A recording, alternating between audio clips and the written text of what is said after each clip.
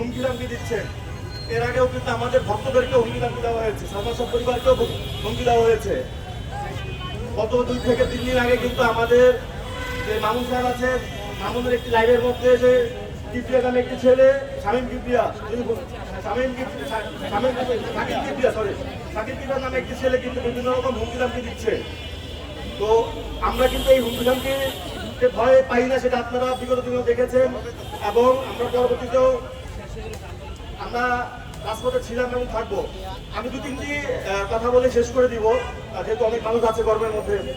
তো প্রথম কথা হচ্ছে, ডনকে কিন্তু 9 আগস্ট যখন গ্রেফতার করা হয়, আমরা ভক্তবৃন্দ বেশ কয়েকজন সরাসরি কোর্টে চলে গিয়েছিলাম। তার চেহারা কিন্তু খুব হাস্যোজ্জ্বল ছিল যখন সে গ্রেফতার করে তাকে যখন এসলাসে দাঁড় করানো হয়। এইটা কিন্তু মানে তার একটা চেহারার অভিব্যক্তি দেখে বোঝা যায় সে কতটা ধরেন অহংকার ছিল। কিন্তু তার পরক্ষণে তার হয়তো একটা ধারণা ছিল, যেহেতু 20 অক্টোবর এই মামলাটি দায়ের করা হয় রমনা থানায়, তারপরেও কিন্তু সে বিভিন্ন সময় মিডিয়াতে বিভিন্ন আপনার চলচ্চিত্রের শুটিং এ অংশগ্রহণ করেছে, আমরা বিভিন্ন মিডিয়ার মাধ্যমে দেখতে পেয়েছি।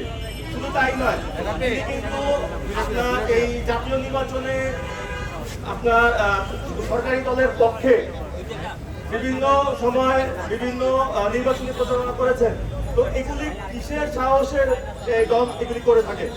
আমরা শুধু দলের এখন যেহেতু গ্রেপ্তার হয়েছে এই উপলক্ষে সবাই একসাথে বলবো আলহামদুলিল্লাহ।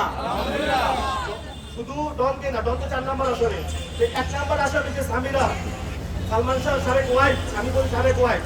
তো সামিরা কিন্তু 20 অক্টোবর যেদিন এই মামলা অবমুক্ত মামলা থেকে হত্যা মামলায় রূপান্তর করা হয়, সেদিন রাত্রে পর্যন্ত কিন্তু সামিরার ফেসবুক আইডি যেদিন সেটি কিন্তু অ্যাক্টিভ ছিল। মামলা হয়ে যাওয়ার পর থেকে কিন্তু আর সামিরাকে পুরো খুঁজে পাওয়া যাচ্ছে না।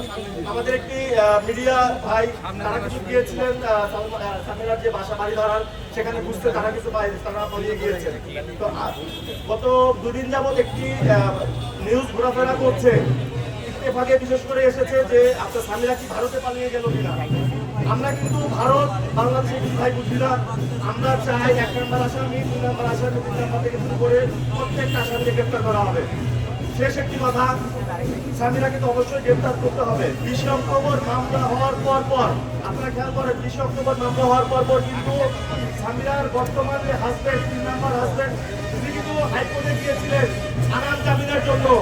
আমরা প্রশাসনের কাছে এবং আইনের যারা এই কাজ করছে আইন নিয়ে, তাদের কাছে আমার অনুরোধ, 30টা বছর এই মামলা কিন্তু কোর্টে তারা ঘুরেছে। আমরা চাই না তারা আগাম জামিন দেখ, দলের অবশ্যই তাকে রিমান্ডে নিতে হবে।